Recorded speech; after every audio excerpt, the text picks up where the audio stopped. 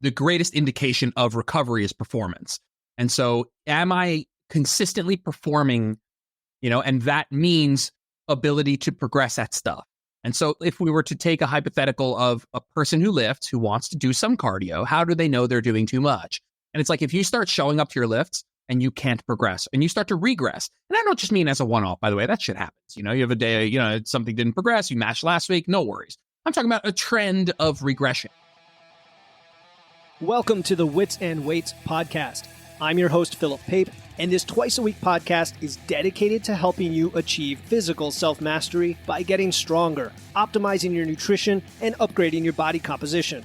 We'll uncover science-backed strategies for movement, metabolism, muscle, and mindset with a skeptical eye on the fitness industry so you can look and feel your absolute best. Let's dive right in. Wits and Weights community, welcome to another episode of the Wits and Weights podcast. Today, I am excited to be joined by personal trainer, ex-gym owner, and MNU certified nutritionist Jordan Lips, who works exclusively online with people who want to get healthier across a broad range of goals. Now, I invited Jordan on the show because not only do I follow his podcast, it's called Where Optimal Meets Practical, so make sure to follow that, but I really appreciate his straight up approach, the way that he communicates topics like metabolism and building muscle that often get misconstrued or at least overcomplicated by the fitness industry, and Jordan just tells it like it is. So today we're going to have him drop his expertise in three big areas that we're hearing a lot about: time-efficient hypertrophy, so how to save time while getting jacked, incorporating cardio as a lifter, and clearing up some of the misconceptions about metabolic adaptation. Now, Jordan has over 15 years of experience as the mind behind Jordan Lips Fitness, and he offers both one-on-one and group coaching. His online group programs, including the hypertrophies for the gym and home bodies for those working out from home, are designed to respect your time and lifestyle. And it doesn't hurt that he has a deep understanding of biomechanics, nutrition, and individualized program design.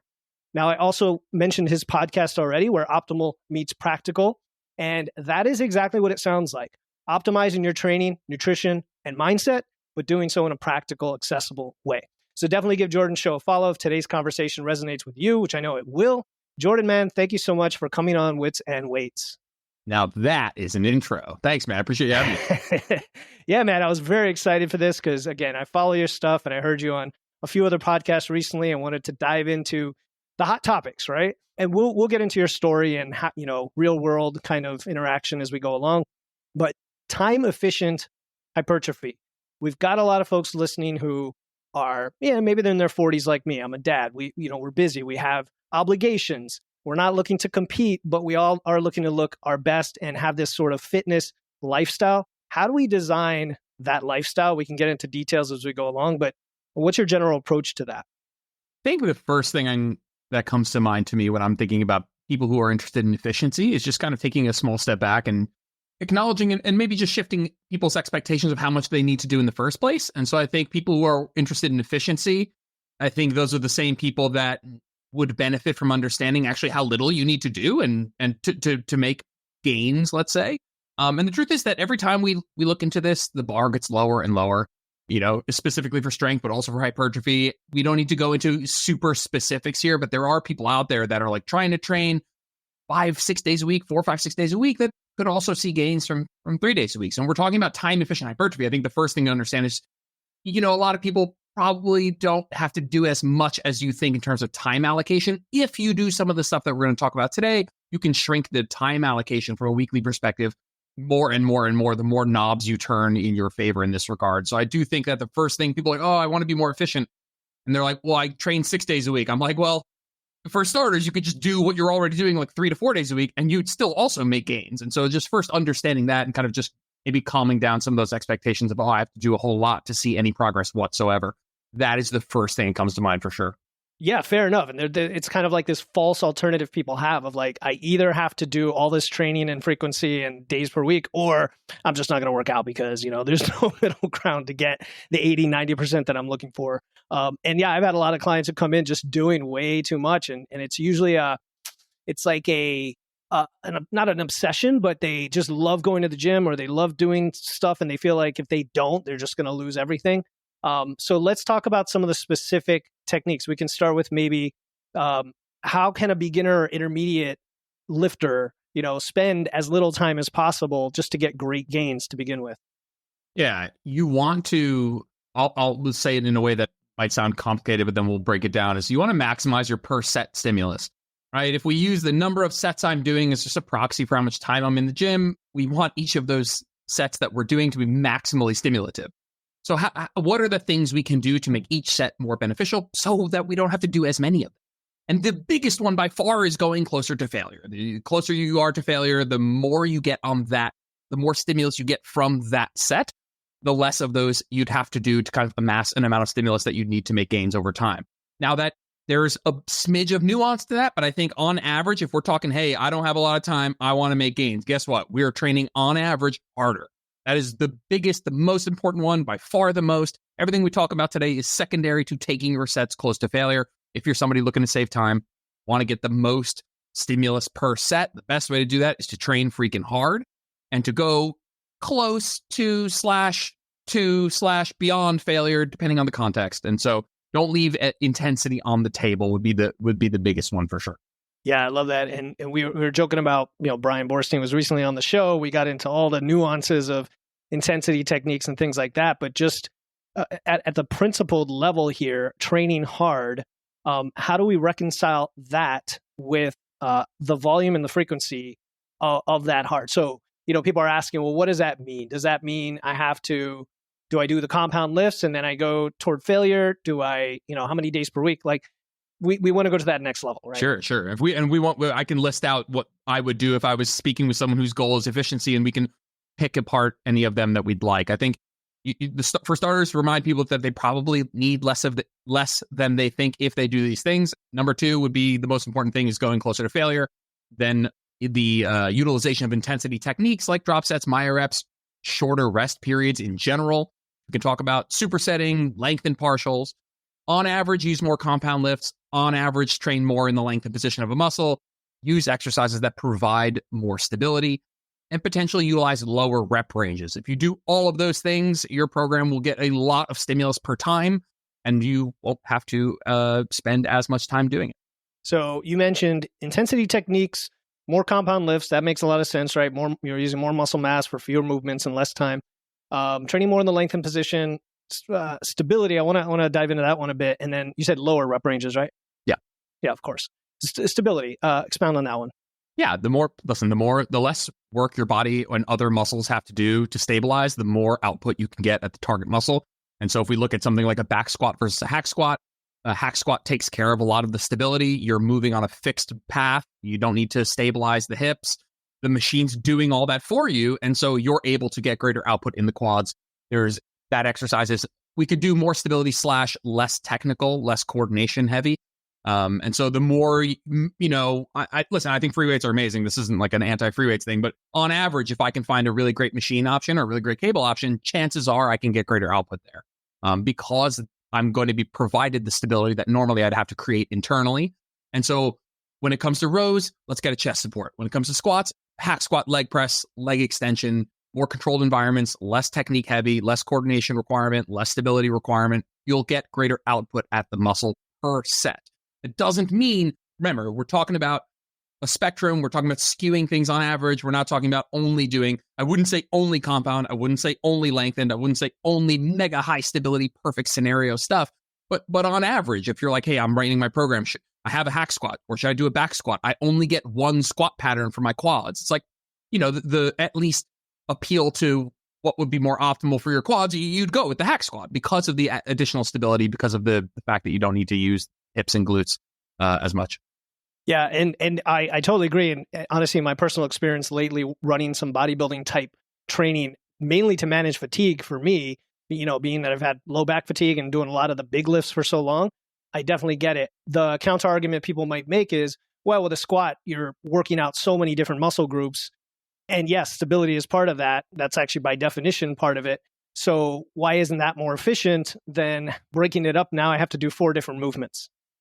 Yeah, that is fair. If you're going to say, well, if I'm going to do a hack squat that's hyper biased towards the quads, or I'm going to only back squat and I'm going to make it kind of I say annoying term because people aren't using it, but the term that we were taught is omni, just meaning like covers many bases, covers more than one thing.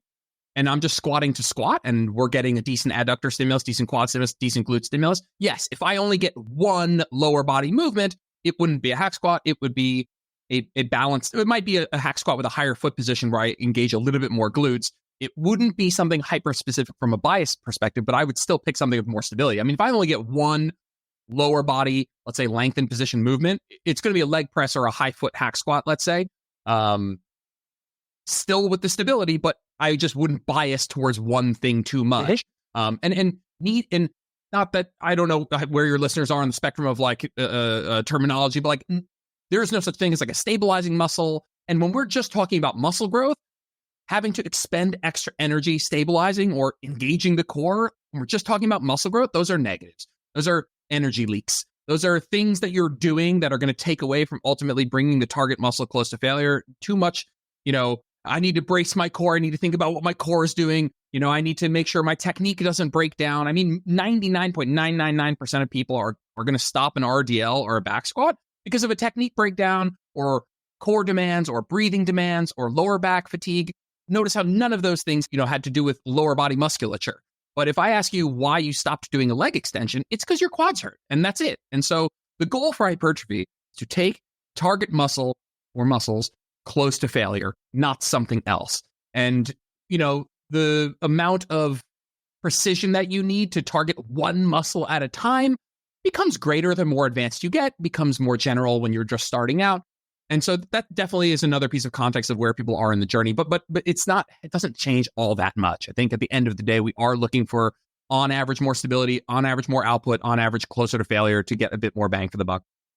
So this concept of stimulus fatigue ratio, you're basically saying the denominator, the denominator, the fatigue is what we're trying to minimize here through this process and eliminate the leaks, eliminate the, I'll even say psychological effort, right? With some of these high technique lifts, all of it compounds into fatigue that doesn't translate directly into our goal, which is to build muscle. Not to nitpick that at all, because you're 100% right, 100% right. You can nitpick it though. Those are all appeals to SFR to make that ratio better. But what's interesting is if we're talking about efficiency, and I don't want to take it to the extreme in the sense of a full-blown minimalist, but what's interesting about efficiency when you're training with someone who's, hey, I'm looking for time efficiency, is if you look at SFR, the F really doesn't matter that much, because it's unlikely that in 3 to 4 days of lifting, unless they're really long workouts, which again kind of goes against the efficiency thing, it's unlikely that you're going to run into a fatigue endpoint. And what I mean by that is like it's more about maximizing the per set stimulus. When we talk about maybe adding in cardio and all of a sudden somebody's doing a lot of training, lifting and cardio, that overall fatigue is certainly something we need to focus on. But like, not to be, again, everything is nuance, everything is context. But if I have somebody training 3 days a week, there's just 3 days a week, 60 minutes, let's put a cap on it. There's just nothing they could do in 180 minutes per week that I'm worried about them overtraining, unless they're in a huge deficit and a death in the family and they got laid off and they're, unless you have a ton of extra life stress. I'm less concerned with the F part of that equation, and I'm more concerned with the S part of that equation, because I just don't think, you're going to sooner run into an issue of I'm not progressing because my stimulus isn't high enough than I'm not progressing because my fatigue's too high. Totally fair point, right? And maybe the fatigue comes in when you're violating the whole premise here, which is you're not being efficient and you're using too much volume.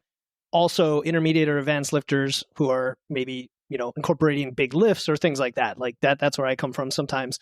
What about the rank beginner who, we talk about a lot of times here, just maybe focus on strength and compound lifts initially because they're simple, they're effective, you recover fast as a beginner. But I know there's some counterpoints to that when your goal is specifically to build muscle. What are your thoughts on that? Yeah, I think the truth is that the things that are better for building muscle are better for building muscle for everyone all the time. And it's like saying, oh, do beginners need to be in a calorie surplus? It's like, they'll build muscle just a lot faster, just like everyone else does in a surplus. So I agree with your initial statement of like, well, I agree with the sentiment from your initial statement was that these things matter less. They matter less because no matter what someone does, it's above the minimum effective threshold for growth. It's like, if you're just starting to learn a language, go grab Duolingo or something on your phone, and like you'll be infinitely better than you are today in a week. But that's still not a great tool if you want to be fluent. And that might not matter in the first week, in the first month, but at some point you're like, oh, this tool is no longer taking me further. I need something else.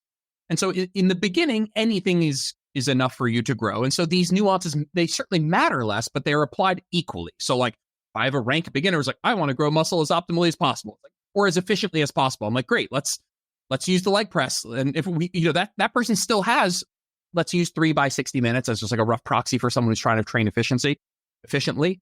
I'm going to use that person's 880 minutes a week the same way. It just, they can lose less sleep over whether or not they've been doing something else for a while. A lot of people that come into the hypertrophy space, they discover that as a term and they're like, oh my God, I need to be only doing these high stability machines. And it's like, okay, like you probably haven't left a ton of gains, or you at very least have been gaining just fine without this stuff for a very, very long time. And so the principles all still apply in a relative sense, where like a beginner will still grow way better in a surplus. A beginner will still grow better with the same things that, Arnold would be growing better with. But it just matters less in the sense of you can probably make gains that you're satisfied with without worrying about it so much. Okay, yeah. And to be even more specific, where I was going with that is the idea that there has to be some foundation of strength to really push the hypertrophy movements. And I know there's a little bit of an assumption there that's flawed maybe, but that's the argument that's made, right? Yeah, it's so funny that you're saying that, is that I have we're just going to take a small, I'm going to derail us for just 1 second. It's all good. And I have a clip from the Mind Pump guys basically making this, like, just want to talk about this. And so I have a clip of the Mind Pump guys basically saying, like, the best thing you can do for muscle growth is like spend a lot of years getting strong. It's just like literally makes no sense at all, as if they're two totally different things, as if you're not getting stronger doing hypertrophy, as if there's some base of strength that potentiates greater hypertrophy later. It doesn't. And I'll derail this again, that they just had Dave Asprey on the podcast, and I kind of went off in the comment section, and there's like 900 notifications of people ripping me apart in there, which is hysterical, but I don't know where they're going with that. But anyway, this idea that you need a strength base is just like, it's more of this like romanticized thing from like the old 70s and 80s of like clanging and banging the weights around before you can get into the nitty gritty. It's just not true at all. Like, there's hypertrophy and strength in the beginning they're the overlap. Imagine a Venn diagram. The overlap is like basically completely overlapped in the beginning. You're getting stronger and building muscle as fast as humanly possible simultaneously for a very long time. And then if you want to diverge into more strength related pursuits, then yes, they diverge, the further you do something. But you certainly don't need to be like, oh, I should be focusing on sets of 3 to 5 in the beginning because I'm a beginner and I should focus on getting strong first. It just, there's no rationale for that at all. I mean, if you want to build, what could be a rationale for that? Just psychologically, maybe there's something cool to expose people to, like, heavy, hard sets. Maybe there's something psychologically there, but I actually think even more so working with more moderate loads in moderate rep ranges is probably more beginner friendly. So you don't need a strength base. You're going to get stronger doing hypertrophy. Sometimes I'll have people in my group, it's literally called the hypertrophies, right? So like, obviously that's our goal. And I'll have people come in and, they're like, well, I was really hoping we'd focus on strength. I'm like, you should be doing that every time you come to the gym. You did 8 last week, shoot for 9. Like, what even is strength? Strength is a vague thing. Like, strength is a contextual word. Like, strength at what? Like, do you want to get better at a 1 rep max deadlift? Is that strength? What about an 8 rep max RDL? Right. They're both yeah, you're right. strong, It's like the specificity aspect of it, I think, is what people are talking about with strength, right? In the low rep range. But you're right. There's, my coach, Andy Baker, comes originally from the starting strength world, but definitely has broadened into what we're talking about. And, always makes the argument that if you work your leg press, it won't translate directly to a max PR squat the next day, but once you get the neuromuscular adaptation back, you'll get there quickly. Yeah. Yeah, right? no, that's super well said. And again, your added context was translate to a back squat, which with that added context changes the game for sure. So maybe 1 or 2 more things around this aspect of time efficiency. What about splits? We talk about minimalism in terms of number of days. What do splits look like that for, say, beginner, intermediate versus advanced? Do we, like you said, do you need 5 or 6 days at some point, or can you be pretty effective at, say, 4 once you're intermediate forever? Yeah, it's a good question. I think if I'm a bit of a cynic, maybe even a bit of a nihilist with this sort of thing, where I think that, if you are a beginner, you grow with anything, grow with 2 days a week. grow 3 days a week for a very, very, very, very, very long time. You can grow with 3 days a week, especially if you're doing some of the stuff we talked about. 4 days a week starts to be the muddy water of like, maybe this is all you'll ever need. But if I was like, if someone puts a gun to my head and is like, hey, like you need to be the biggest possible human you could ever be, I probably would train more than that. But I think over a 10 to 15 year span, a training career, so to speak, I think that the 4 day a week trainee and the 5 or 6 day a week trainee who have been doing all the right things, all else being equal, look indistinguishable from each other outside of on stage. And so I think that there's a bit of, I know in my training career right now, I know what I would have to do to get a little bit bigger is such a bad ROI. I'm at such a diminishing returns point. I'm not even that big. I already think my diminishing, I'd have to be in gaining phases for most of the year. I'd need to be up in the 5-6 days a week, really pushing my maximum recoverable volume, not doing nearly as much cardio. And I probably would get bigger for sure. But I do think that if you get to 4 days a week, I'll be honest, very practically speaking, I think outside of people who want to look like bodybuilders, the image you have in your head of the body you want can be achieved at 3 to 4 days a week. Mm-hmm. And outside of like, I want to look like this person who has IFBB Pro _ on their name, Yeah. And then extrapolating that, because it's not so much the number of days so much as what the number of days gets you. And so if someone's schedule was like, they have a home gym and, so they're not commuting and they don't have very much time for their sessions, could a 5 or 6 day kind of spread out the fatigue program match a 4 day program in that sense? Absolutely. I mean, without a doubt, I actually quite like this approach for people with home gyms. I quite like this for myself for a while. I trained 7 days a week for a while, and then I went to 6 days a week for a while, but maybe two to three exercises a session, maybe like 20-minute sessions, and it worked fantastically well. I mean, there was emotionally looking at that workout, there was never a moment where I was like, oh, I can't get through incline dumbbell press, single arm, half kneeling pull down, bicep curl. There was never like something that had happened to me where I'm like, I can't put 20 minutes in. And so that was really accessible. I do find that psychologically, it wasn't my favorite over the long term. It was really great to experiment with, but I really liked having, like when it comes to, there's almost like a buy-in fee in terms of fatigue, where for me, it was like, after doing that for many months, I started to add in some cardio, which I'm sure we'll transition to at some point, but it felt like a lot of 2-a-days now all of a sudden, where just when I was looking at that, I was like, yeah, instead of doing this for 6 days, even if they're more like these workout snacks, again, total work across the week, equating to, let's say, 180 minutes across the week. Some 4x45 or 3x60. This was like 6x30, right? 180. Cool. Good math. Once I started incorporating some cardio, it felt like I was having 2-a-days all the time, which psychologically now that started to take a toll. But your kind of initial comment of like, okay, but what, days per week doesn't really tell us much. It's a proxy for work potentially, but someone's like, yeah, I'm training 6 days a week. They're doing 2 exercises per day. That is not a high volume program, even if it's a high frequency split, let's say. So you're 100% right. What the total work you do across the week matters by far the most. The only way to really violate that is to try and squeeze a 5-day program with like 25 plus working sets into one workout. But I've seen people do pretty well on like twice a week, 2-hour sessions.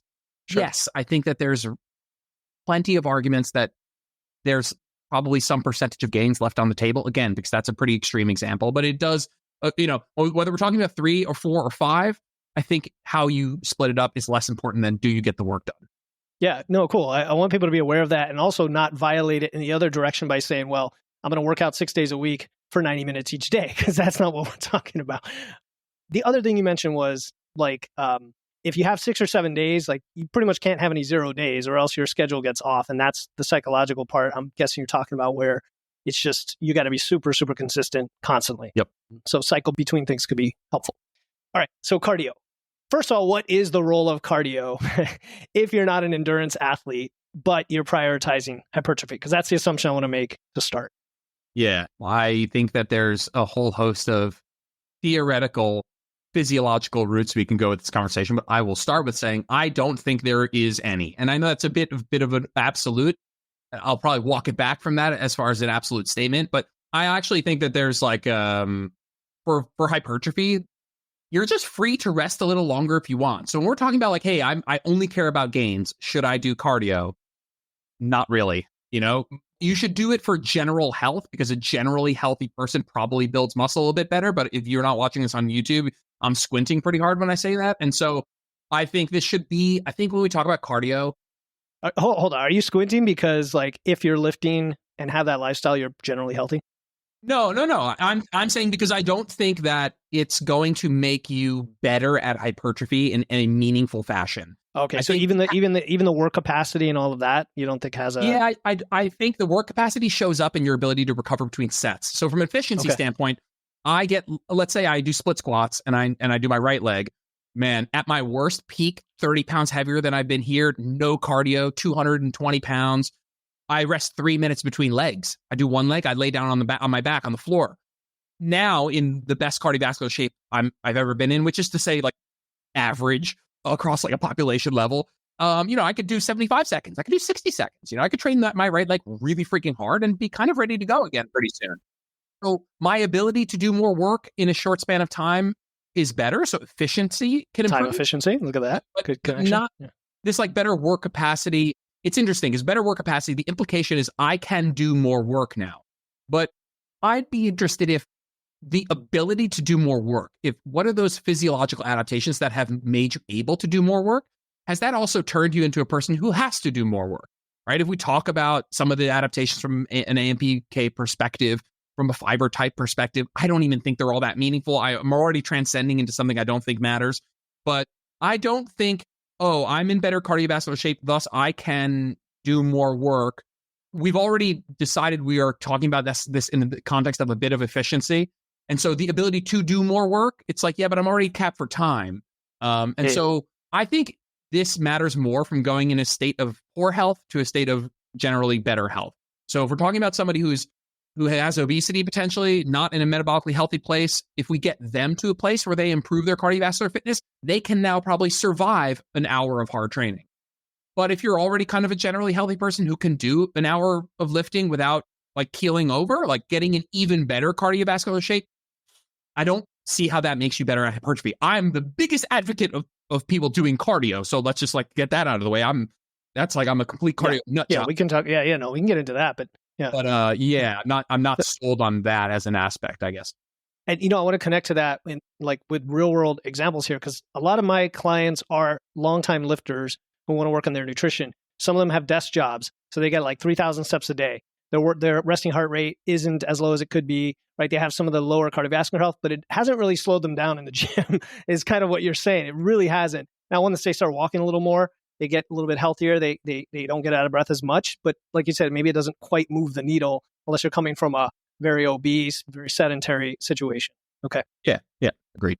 Yeah. So then if there's not much of a, let's say, positive other than a little bit of this in-between set recovery, what other reason will we have cardio, or, should we do cardio? What's the dosage like that? That's where I'm going, because, and also fat loss versus gaining, because people think of it as a cardio or a calorie burning thing, which we know there's a lot of misconceptions there as well. So yeah, go down all that rabbit hole. Cool. Yeah, I've just closed the book on that.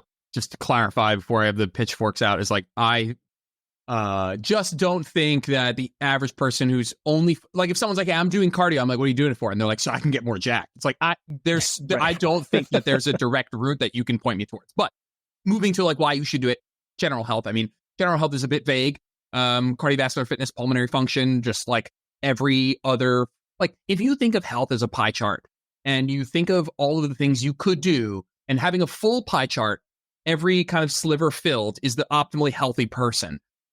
The truth is, and I've been, I grew up as a very hypertrophy focused, complete, egomaniac, only cared about how I looked, like, which by the way is great. It kind of, whatever, it served me as like a young 20-year-old idiot. Or like, if somebody were to ask me, hey, Jordan, I lift and I eat nutritious foods, I don't have too much body fat, and, I get, a decent amount of steps, but that's it. I don't do any cardio. Is that enough to be optimally healthy? The technical answer is no, because you use the word optimally. If you said, is that enough to be generally healthy? Go to my doctor and have good blood markers? Absolutely. And I have people who train 4 days a week, get 10,000 steps, eat nutritious foods, try not to have too much body fat, and are doing just fantastically well. And I think that is if we talk about the pie chart, filling it a ton. It's filling that pie chart a ton. But that person, there's this blank sliver here, and it's covered by something more intense than walking, right? Some sort of cardio more intense by walking. And then even that sliver is, and I don't want to say sliver like it's a small sliver. It's actually quite a big sliver in terms of the pursuit of optimal health, is going to be covered by some form of higher intensity, higher just meaning higher than walking the dog. And so I think for general health, we're talking, listen, CDC physical activity guidelines, we're talking 150 minutes of low to moderate intensity cardio, which for some people could just be intentional walking, brisk walking. Other more fit people, just on average for that person, it's going to mean maybe zone 2 training. And then, or 75 minutes of vigorous exercise, which is, whatever, more in that like north of zone 2, jogging, sports, something where you're, really getting your heart rate up, huffing and puffing. So 150 minutes, low to moderate, 75 minutes, vigorous exercise is, the CDC guideline for physical activity. And what's funny is like, people are like really anti-government recommendations for stuff. The RDA for protein sucks. The RDA for salt sucks. Well, like, we could have those chats, but they get this one spot on, man. If you are like a confused person for where to start, 150 minutes a week of low to moderate intensity cardio and 2 days per week lifting. That is their recommendation, and it is incredible. And they get it so spot on. I just chuckle because I feel like there's just such an anti government recommendations when it comes to health, but they really do get that spot on. Hi, my name is Alan, and I just want to give a shout out to Philip Pape of Wits and Weights for being a huge part of the foundation for my continued health and well-being. Philip exemplifies a nutrition coach who demonstrates how much he cares. Philip works tirelessly and with dedication to provide coaching support and major content for us to use. He creates a practical approach from research, and Philip empowers all of us to use food as quality for our health. He is skilled in how to assess and direct nutrition. Philip creates a community full of wisdom, support, and camaraderie. In summary, Philip Pape is the real deal. He knows how to assess and direct nutrition, and he continues to steer me in the right direction. Thank you, Philip. So if we were to extrapolate a person's lifetime, right? Let's say they're a lifter, they lift 3 days a week, they get 10,000 steps, they eat nutritiously, they get enough sleep, their stress is good. Longevity-wise, because that's the other argument people make, or maybe there's complicated things going on at the cellular level with mitochondria, with everything else, right? Is there anything that says, hey, you're going to miss out or you're going to like die 5 years sooner or something like that without having some little more vigorous cardio in there? We don't have a longitudinal study of people who didn't do any cardio and another group who did, just like looking into looking into those people's lives after the last 25 years, seeing when they die. We don't necessarily have that, but we do have a non-perfect piece of data that VO2 max is the single greatest correlate to healthy aging, to longevity, is VO2 max, not muscle mass. And I'm not muscles. Again, muscle is the fucking fountain of youth, man. I'm biggest advocate of lifting. It's just like there's nothing like it. It's completely unique. You need to be doing it. And I wouldn't, there's a lot of people who are like, let's say more on the cardio is way better side of things, which I'm not. That will hang their hat on this research of, hey, VO2 max is the single greatest correlate to healthy aging that we have. And it's a correlate. People who live longer probably also have healthy VO2 maxes. And so, there's a bit of healthy user bias maybe. And so it's not a human randomized control trial. It's not a 30-year cohort study. It's not like this amazing thing, but like it is, can't really get away from the fact that improving your VO2 max is whatever. And VO2 max doesn't need to be complicated. Let's use that as a proxy for cardiovascular fitness. Who cares? People with good cardiovascular fitness, that's like an amazing correlate for healthy aging. And so it's really hard to reconcile that. Okay, so then the other side, fine, yeah, and I'm totally on board with all of that, because I don't have to start telling my clients you need to do 3 HIIT sessions a week, or you're gonna just die young. The other side is what the interference effect, and we know that's been overblown as well, but there is some negative from too much cardio, I would suspect. So, and also depending on your recovery capacity, your age, and also if you're gaining or losing. Given all of that, like what is general recommendation for dosing if you want to have that in there? Maybe because you enjoy it, maybe just because you like to do it, or you're doing a sport, something like that. Yeah, I'll start by saying you're doing too much if you start to regress. And I don't want to just be myopic and very reductionist. They make it all about that. But the greatest indication of recovery is performance. And so am I consistently performing, and that means ability to progress at stuff. And so if we were to take a hypothetical of a person who lifts, who wants to do some cardio, how do they know they're doing too much? And it's like, if you start showing up to your lifts and you can't progress and you start to regress, and I don't just mean as a one-off, by the way, that shit happens. You have a day, something didn't progress, you mashed last week, no worries. I'm talking about a trend of regression, a trend of feeling fatigued, a trend of showing up to the gym, not being able to match what you did the previous week. That is a sign of I'm doing more on average than I can recover from. Now, you can blame the cardio there, but it is technically more of like your cup is full from everything you've poured into it. And if you care about lifting, then you'd look at the cardio as, hey, that's interfering with what I really want. If you're an average lifter and you're like, hey, I hear Jordan talking about this like sliver of health thing that I should probably care about, but I really like aesthetically care about getting jacked and I'm short on time, where do I put my eggs? I would start with, if you had 2 days of cardio, one of them I would do low intensity zone 2 training. One of them I would do something higher, something in the zone 3, 4, 5. I think there's a lot of room for not needing to be so crazy with where you are in that context. But I think that there are adaptations that happen at higher intensities that happen much better there. And there are adaptations at a low intensity that, the biggest benefit of doing low intensity cardio is it's less likely to interfere with your lifting. Mm-hmm. There's all this talk about zone 2 training. There's so much hype right now. The biggest benefit of zone 2 is that it has an elite SFR, is you can do so much zone. You can do and benefit from so much. The way my coach, Alex Viata, shout out, Matt Smart, described zone 2 as it has a really low floor in terms of how much you need to do and get a benefit, and it has no ceiling. And so it's like you can do 30 minutes of zone 2 and it's helpful and not fatiguing. And you can do 300 minutes a week of zone 2 and not get tired. And it's not so black and white. Technically, everything has a fatigue cost, but practically speaking, if you're a lifter who's like, man, I don't want to do that thing Jordan just said where I show up to my lift and I can't progress. Cool. Start with some zone 2 sessions, which just means slightly more intense than going out for a walk in the park.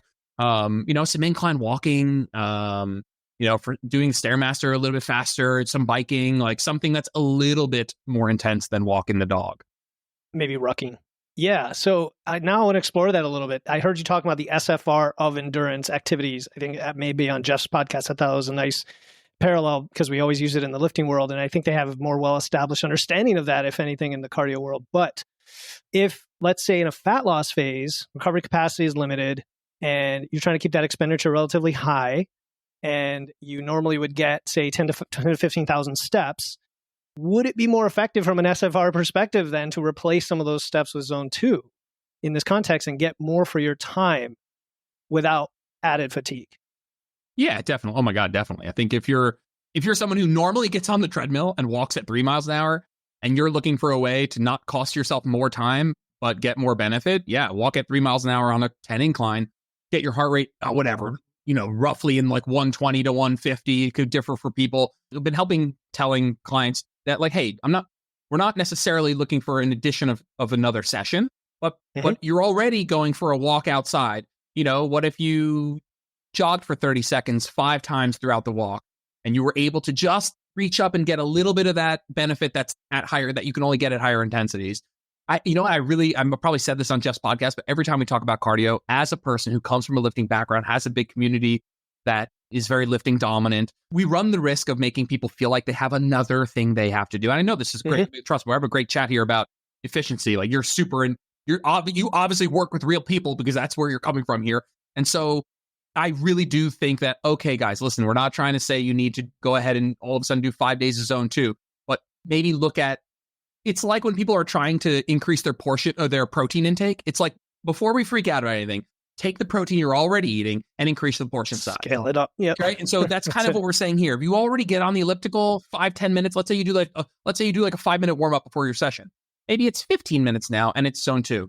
And maybe on the back end of that, you throw another 15 minutes and it's slightly faster. The thing about zone 2 is like not actually challenging. Zone 2 is more boring than it is hard. Like you're done with a zone 2 session and you can't wait to get off, more because you like kind of just want to go do other things, less because you're like knackered. I don't know why I've never said knackered in my whole life, but that's the word we're going to go with. Cool. Oh man, there was a word used on the other podcast I thought was like the word of the day. You must have like a thesaurus ready to go with it was concomitant. You had said, I'm like, yeah, that was cool. Okay, well, one more cardio question, and that is during a fat loss phase, what are your just general thoughts on using cardio for expenditure when you can fit it in?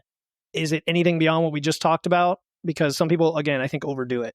Yeah, I definitely think some people overdo it. I would put at the top of that hierarchy of like steps as a proxy for overall movement, and certainly the thing that I would talk about most. Get X amount of steps, do it in a way that you enjoy, that feels sustainable. Let's have a discussion about fatigue. If your first two answers to that question have you doing nothing but a ton of high intensity sprinting and running, because then I think we might be looking at some fatigue bleeding over. But I'm way more concerned with people getting enough total movement in a way they enjoy that feels sustainable before I'm worried about what and how they're doing that. I think I've been more open to the idea of, hey, if you always walk, what if you tried doing some zone 2? Like, it's rare that I'll encourage somebody to change what they're doing if they're already getting like 8 to 12,000 steps. Like, I'm super pumped that that's a very active person.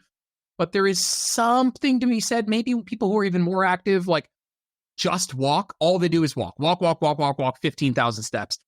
There's and if they are they're like looking under a rug for something to help them push fat loss a bit more. Maybe they've hit a plateau and they don't want to go lower in calories.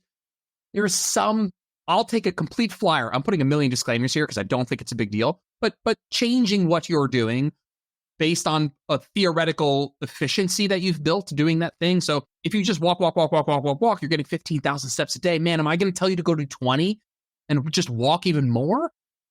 You're probably so efficient at that movement that those next 5,000 steps, that's a 33% increase. You're not getting an extra 33% calorie burn. No. It's a lot less. So maybe I'm like, hey, you've been walk at like zone 1, more like just getting like movement throughout the day. What if you did a couple days of higher intensity, a couple days of zone 2? Maybe you change the modality. You don't even have them do higher intensity. You're like, oh, you were walking, let's bike. Let's do something you're a little less efficient at. And efficiency is great for performance. It's less good when you're trying to burn calories, which True. Yeah. We're not trying to make cardio all about that. But I also think in the same breath, like, that is a good thing cardio does. Like, let's be real. Like, it's like moving more is, if you're like, yes or no, moving more will correlate better with like weight maintenance. Like, yes. But I wouldn't want like getting super hyper focused on the calorie burn side. Nice. I think it's a really important message for people to hear, because we do hear that a lot. I've had people say, well, I'm doing 20 or 25,000 steps. Like, oh, do you know how much compensation's probably going on, since it's the exact same thing? And yeah, I've heard that argument before. If you're really clumsy at biking and you never do it, go bike, because you're going to be burning a ton more calories per work put in. So yeah, great ideas. And your sort of quotable from this section that I like, that was just very simply put, was the greatest indication of recovery is performance. I just want people to remember that, because that is a great self-limiting thing that you can experiment with and measure. All right, metabolic adaptation. Let's get into that, my man, here. I've talked about this on the show many times, but I enjoy the brutally clear way that you explain it, especially the fact that it just exists. We can't change that it exists, and people misconstrue that concept with behaviors and lifestyles and things that you can do around the fact that adaptation exists. So what is it? Why doesn't it matter? And what should we really put our energy into caring about? Cool. Good. Let's see. Let's keep it succinct. Keep the vocab going. I know, that's a lot. Metabolic adaptation means, when we're talking about in the context of fat loss, is the reduction in metabolic rate beyond which you'd expect from the weight loss alone. So if you were 200 pounds and you're now 150, like, you're a smaller machine that requires less energy. Metabolic adaptation is, well, based on mathematically how much we would predict, how much less energy we think you would need based on the fact that you're 3/4 the size. We see that there's an additional reduction in metabolic rate beyond which you'd expect from just the weight loss alone. So that is what metabolic adaptation is. The reason I think metabolic adaptation and hormones are fascinating to learn about, fascinating to talk about, and should never come up in your brain as a regular person. Like, it's just, they're simultaneously fascinating, but also not anything. They are things that, like, we won't go to the hormone side. Let's stay focused here, Jordan. From a metabolic adaptation perspective, it's just, the truth is, like, the things that you should be really focused on are modifiable variables. And So like, accept the things you cannot change, all that whole quote thing. But like, you can't do anything about metabolic adaptation. You can do things to continue to see success in the face of metabolic adaptation, but as an isolated variable, you can't affect metabolic adaptation. You can do things like lift weights. You can do things like, because maintaining muscle, gives you that slight benefit of having more muscle. You can maintain a step count, because what we see is that the greatest portion where reduction happens is in your subconscious movement. So if subconscious movement is going down, subconscious by definition is something you can't do anything about. You can manually override by making sure you're hitting your step count. And so you can do things to make metabolic adaptation less of an issue, but you can't do anything to affect it. And the reason I think that's such an important distinction is because there is so much rhetoric around fixing a damaged metabolism, healing metabolic adaptation, reversing metabolic adaptation. Like there's just no reason to believe that that's even possible. Well, it is possible, but it's just not ever. It should never be the thing you're trying to do. Metabolic adaptation exists. When you go into a calorie deficit, your body doesn't know if that's a starvation million years ago or a voluntary calorie deficit in 2024. And so processes happen, downregulation of thyroid and sex hormones, cortisol goes up, hunger signals go up, all of that. But you can't do anything about it. Now, you can do practical things to make your fat loss phase more successful, but they don't have anything to do with blunting metabolic adaptation or reverse dieting at the end to heal metabolic adaptation. And the reason I'm so bullish on this is because if this was an area of research that we didn't know a lot about, and we were doing a lot of like mechanistic speculation of like, oh, this would make sense, and metabolism can upregulate. I mean, we have a ton of research. Metabolism can upregulate, and I can word vomit on that. But if this was something we weren't quite sure about, and we were really trying to fill the gaps with something we think made sense, and this kind of has some people out there who have had experiences like this, fine. But we do have a ton of research on this. Like we have a boatloads. We could sink the Titanic with the amount of research we have on weight loss and weight regain and changes in metabolism when people do that.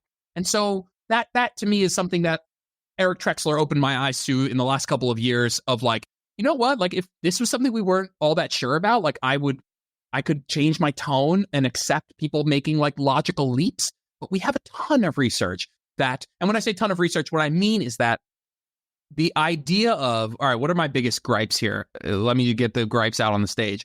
Is that if you go into a calorie deficit and you lose weight and then you gain that weight back, there's an idea that if you keep doing that you will have a reduced metabolic rate.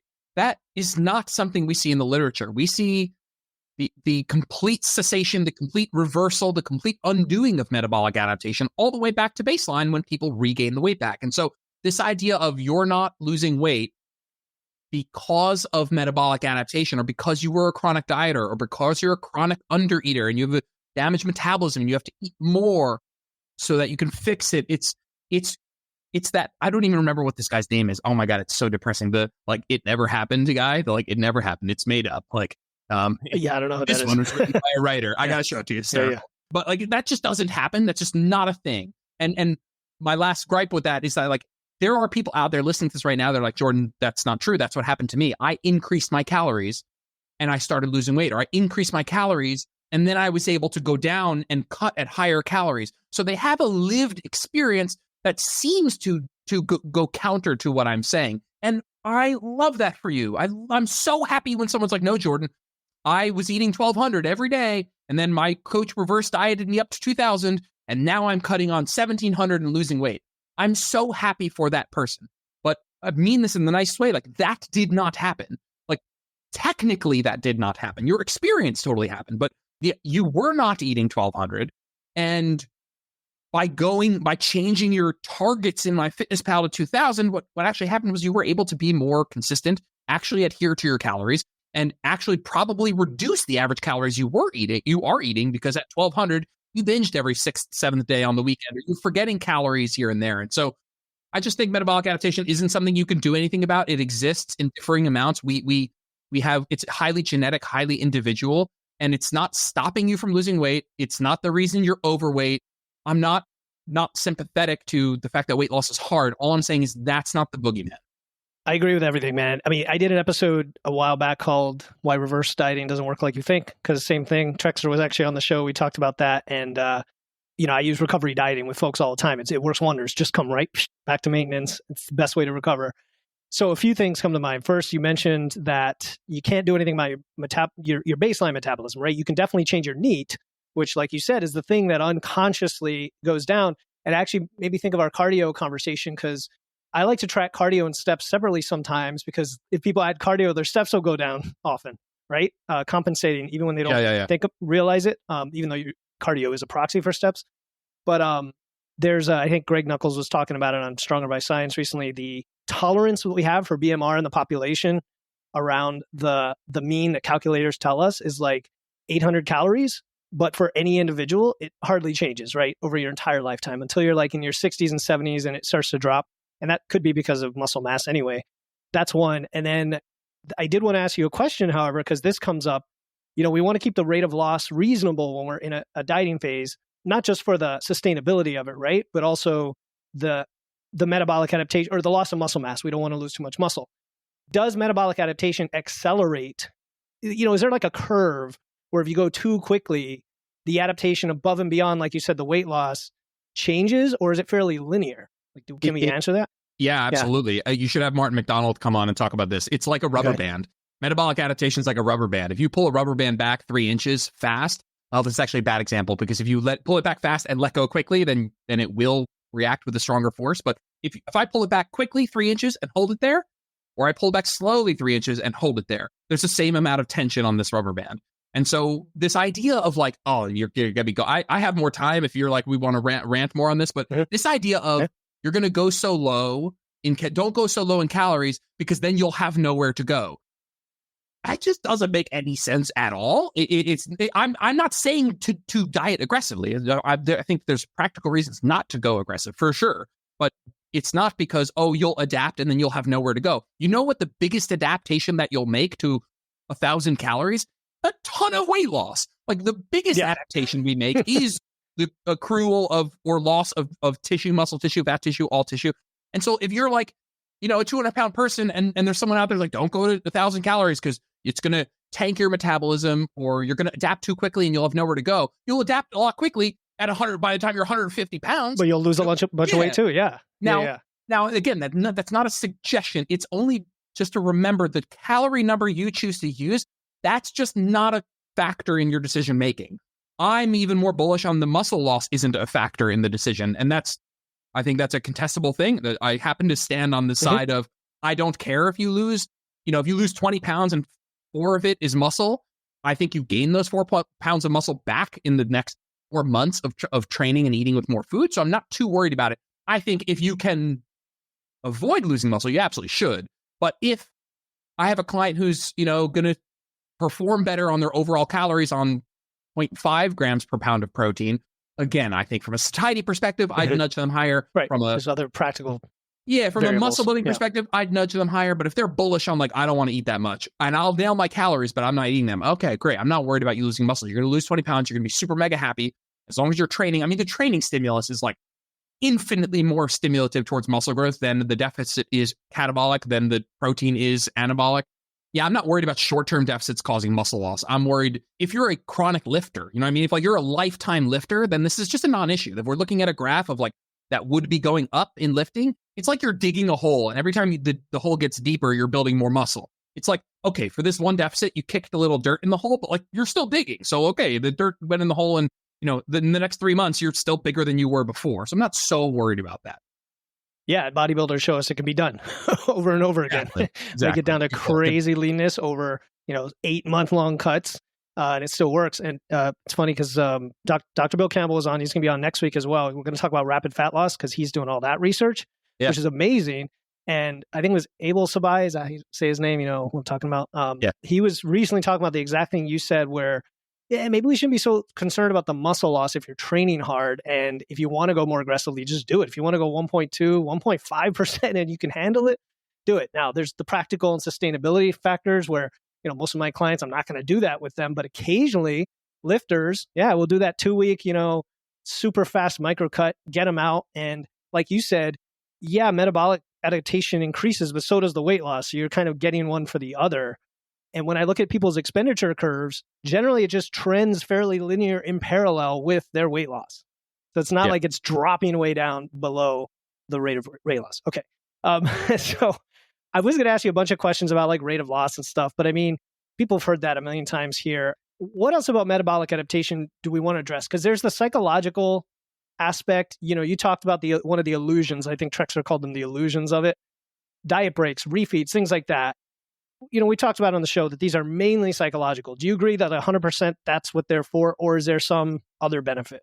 No, I think they're psychological. But and I probably there was a period of my coaching where I went really hard on that rhetoric and treated.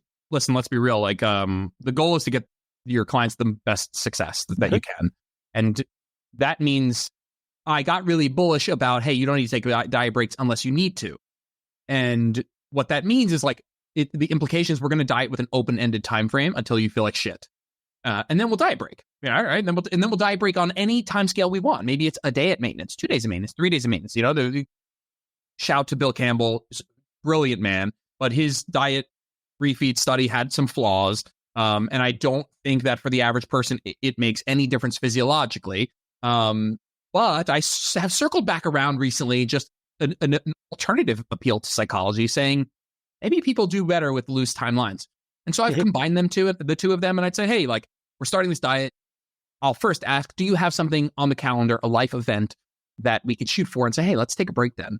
And if we're along the way and you feel like crap, let's take a break. And so giving people a light at the end of the tunnel, but keeping the door open has become my new mentality. And on the metabolic adaptation thing, things that I'd be remiss if we didn't say would be, there's no amount of eating more that will change how your body adapts in the future. And the reason that's so powerful is because there's just so much rhetoric of that's exactly what people are doing, selling you reverse dieting. And I want people to think about this for a second. If you ask any bodybuilder, I had oh my God, Australian dude, great content. Steve, no, not Steve. No, Australian.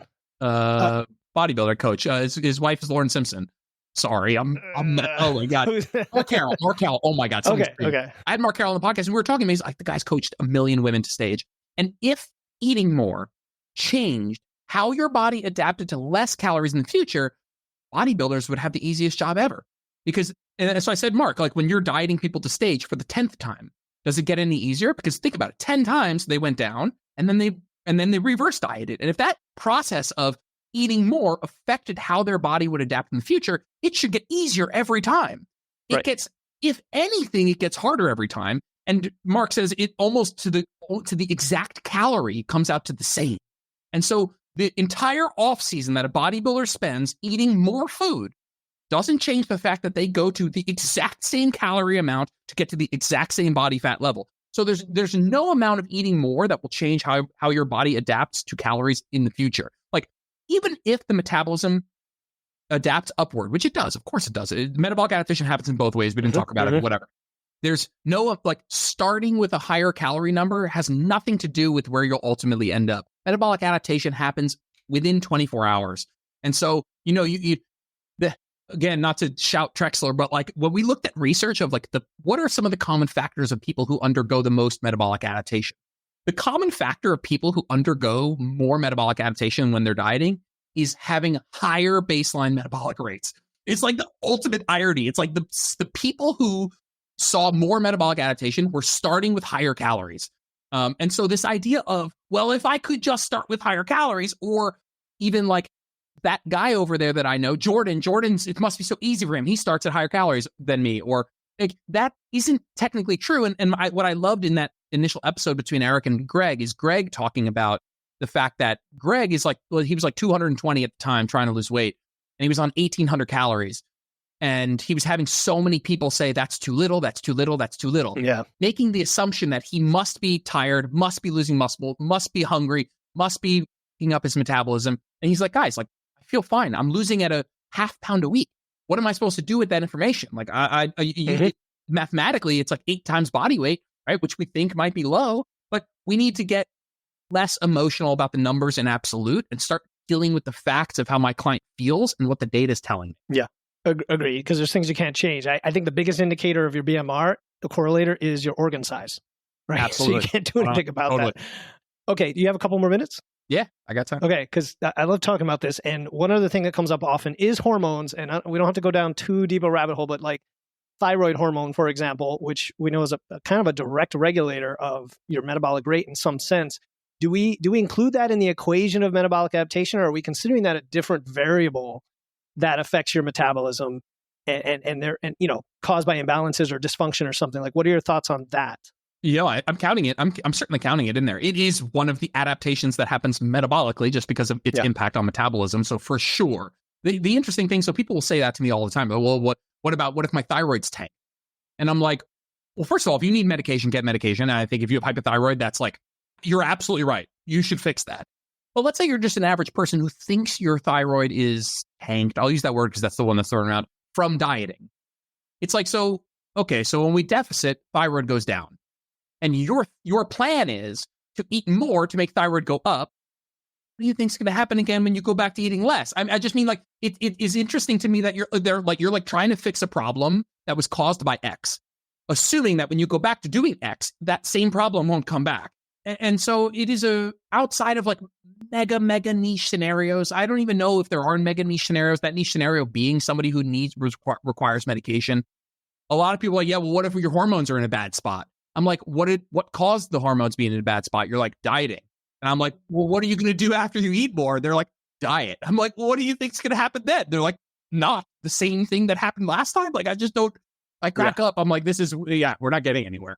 Yeah. No, I like to ask because there is a difference, like you said, between medical condition and just the natural result of dieting. I definitely have had some clients, premenopausal women who all of a sudden had medical issues with their thyroid. And if we had been tracking properly before then, we see a very different metabolism all of a sudden. And then that's a red flag. Alcohol, sleep, stress, all of these other factors, again, do they affect metabolic adaptation, or do they just affect the kind of compensatory factors that cause you to burn fewer calories? Yeah, right? They affect your experience, and they affect your dieting experience. And so lack of sleep, stress, they are things that will make this harder. They aren't things that will make you lose less weight. Transiently, we can talk about water fluctuations up and down, but I think that's almost, again, a non-thing to talk about because it is transient in both directions.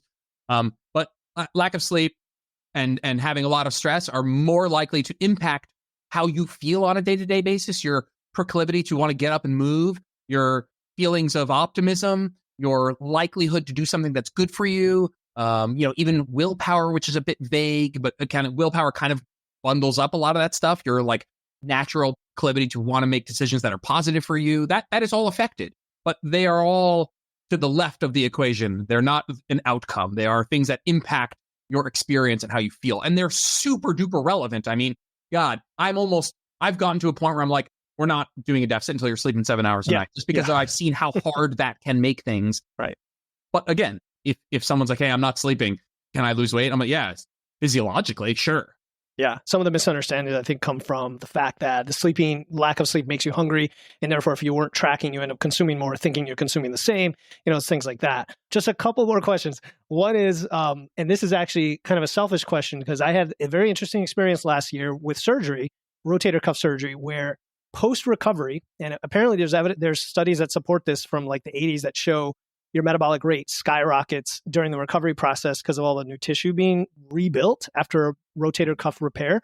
And my metabolism skyrocketed by about 300 calories within like a few weeks. And so I started to lose weight. But then it dropped, and it dropped much further than it was before. And I'm in a gaining phase. And then it started to build, and is almost back to where it was. Is that a case of like the biggest loser phenomenon where it just takes a lot longer to recover, but it's still going to recover? Is there something else going on like, hey, maybe my need just wasn't as high, which I think it was, but just wondering about your thoughts. So you had surgery and the reparation process boosted metabolic rate, which it totally does. And then after that process was done, you'd return to the tissue back to baseline. You're saying that the data would say that your metabolic rate dropped lower than that 300, lower than whatever it was elevated. Right. And I'm using macro factor. So and so you started gaining weight. Yeah. And then I've intentionally been gaining weight ever since last April. And my point was the expenditure dropped even further below where it had been before. And it took a lot longer to recover. from previous cycles. Because we talked about earlier, I brought it up because you mentioned earlier how like with bodybuilders, we always get back to the same levels no matter what. And I've seen that personally, every bulk, every cut. And this one was different because it's like not up to where it normally is by a few hundred calories. So I just wanted to throw that at you as like an interesting scenario and wondered your thoughts on it. That's all. Yeah, that is an interesting scenario. I'm not to put you on the spot. No. It's good. It's good to talk about these just from a hypothetical standpoint. I don't think that it is the case that there was like some sort of recoil effect, some sort of like, oh, it bounced up really high, and that the physiological response of, that you're like, I'm not saying you said this, but like that your body was like tired from putting on all that tissue, so it recoiled by reducing metabolic rate thereafter. You know what I do at times like this? Like, as much as we're having great conversation about like what we know about metabolism, I do think that is also why I come back to center and say, we got to deal with the data in front of us. Like, there's a healthy balance. There's a healthy balance of being a detective and trying to figure out why something's happening, and being a realist and acting upon what is happening. And I think a lot of people spend so much time in why am I up a pound today? Why didn't I lose weight this week? Why aren't I losing weight? Why isn't the number that I got from this calorie calculator working? Instead of, this is not yielding the response that I should be getting. What do I do about it? A lot of, I should be losing weight. I shouldn't have to go this low. I should be, and less of like, this is my lived reality. Let me take how I feel and the data into account and act on it. But as a hypothesis, I really don't know. That's interesting though. Yeah, we can follow up on that. I mean, yeah. So like you said, so what did I do? I just adjusted my calories where they needed to be based on that. And I've been riding it ever since. How dare you? How dare you not freak out and just adjust your calories accordingly? I know. So it was fun when I got to up them significantly after surgery, even though I didn't need them because I couldn't train for a few weeks. But anyway, okay, cool. So I do like to ask this question of all guests, Jordan. What one question did you wish I had asked? And what is your answer? Yeah, it was the thing I just said, so I blew it. And it was, where do you find the most frustration with the metabolic adaptation reverse dieting community? Where do I find the most frustration? And it's the rhetoric of feeling like they should be losing weight, and it's the emotional attachment to numbers and absolute. And so I talk about this client once in a while, invariably people get upset. It's like a client, she's 160 pounds, like pretty active, pretty muscular, and when we diet, she's regularly in the 1200s to lose weight, 8 times body weight, let's say. And she loses at a rate that would indicate that that's not a huge deficit. She loses 0.5% to 1% a week. She loses maybe 0.75 pounds a week. And she has maintenance calories that are quite low. And the reason that I think I share her so much is because she came to me from like many coaches reverse dieting her to the point where she gained like 40 pounds. And she gained 40 pounds because the coaches couldn't believe that she was gaining on X, right? I say X because that's how you should think of it. She was gaining at 150 pounds, 14,000 steps on 1,700 calories. Blood work looks great. Thyroid was great. Sex hormones were great. Biofeedback was great. Sleep was great. Mood was great. Lifts were great. Like, without looking at that number, this was a person who was, by all accounts, at maintenance calories, thriving. But the number in absolute, when seen by the coaches, fueled them to raise her calories. And then when she started gaining weight, was told, hey, you just need to keep doing this, keep doing this, keep doing this. Oh, and when she ultimately jumped ship, it was, you quit too soon. And so she's had so much success, lost 30 pounds, in the best shape of her life. And I don't just mean at the expense of her health. I mean, if you were to watch her biofeedback trends, if you could somehow map all of them, you'd be like, wow, this person was in a very moderate sized deficit from a state of good health, didn't trend too deep into underweight. But when I tell you the calorie number, people freak out. And so I think that there's this emotional attachment to the number.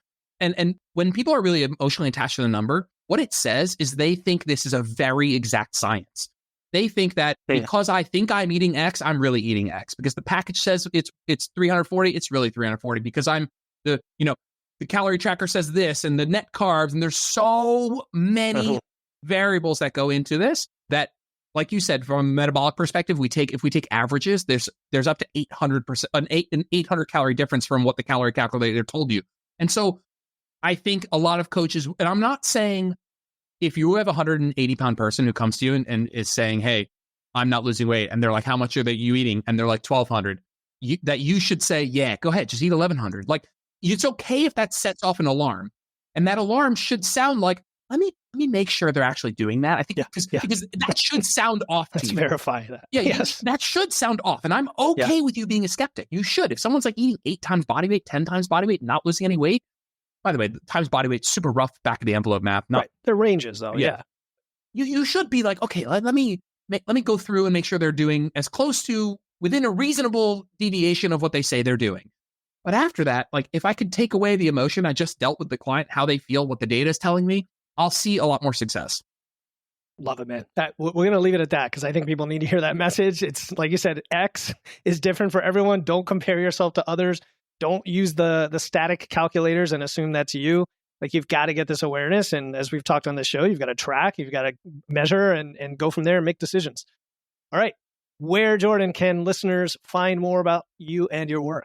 Yeah, I hang out on Instagram, Jordan Lips Fitness. I also podcast where Optimal Meets Practical. I'm guessing similar host of guests. I have a YouTube where you could watch them as well, and has 1,000 form videos if that's something you're interested in. But yeah, if you have a question, shoot me a message on Instagram. I'm not too hot shit to answer. I'll answer. True, man. You're super responsive. So I'll throw all those in there, all the links as usual.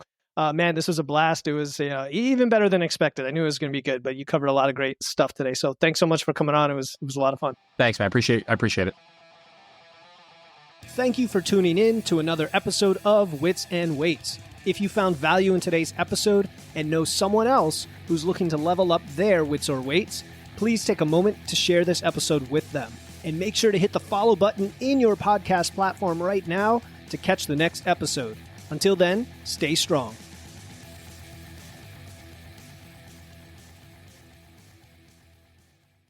Hey, before you go, I want to let you know about a free resource I have. They are free guides on everything from fat loss to eating out to building muscle to managing hunger to figuring out the best macros for you and more being added all the time. You want to get the most out of these podcasts and your time to look and feel your best, and these free guides will give you a quick and easy way to know what to do. If you want to get your hands on these completely free guides, you can head over to witsandweights.com/free. That's witsandweights.com/free to get your free guides and level up your results today.